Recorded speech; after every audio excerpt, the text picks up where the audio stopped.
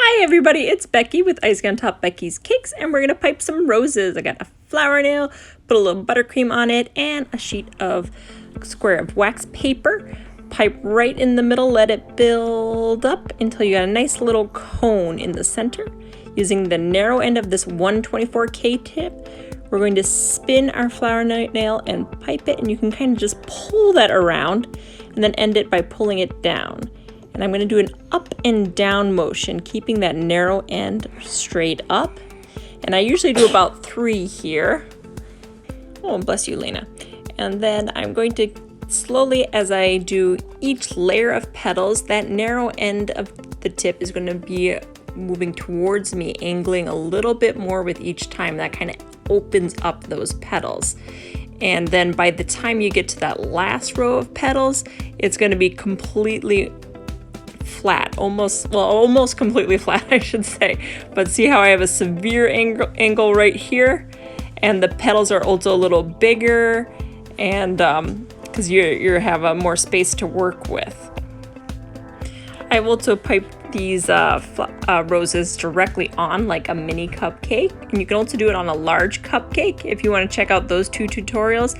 It's very similar to what I'm doing here.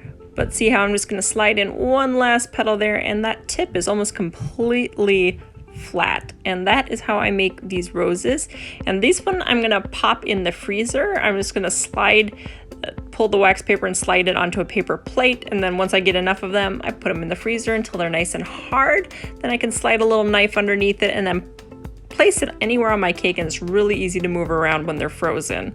And they also freeze for a long time. And this is my blooper. And I seem to always drop things when I try to show them to the camera.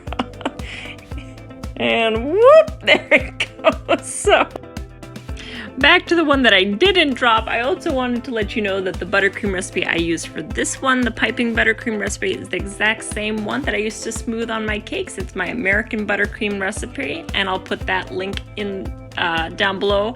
And if you're wondering how I got the roses to be this color red, I color striped my bag with a darker color and then a slightly lighter color red, and I use AmeriColor Super Red Gel Food Coloring, and that always gets that bright red color. And you probably also noticed how these tips are really thin. That's because it's a 124K tip and not just a plain 124 Wilton tip, and those are a lot thinner and more lifelike petals. So if you have any more questions, just comment below and I'll answer what I can. And please subscribe to my channel.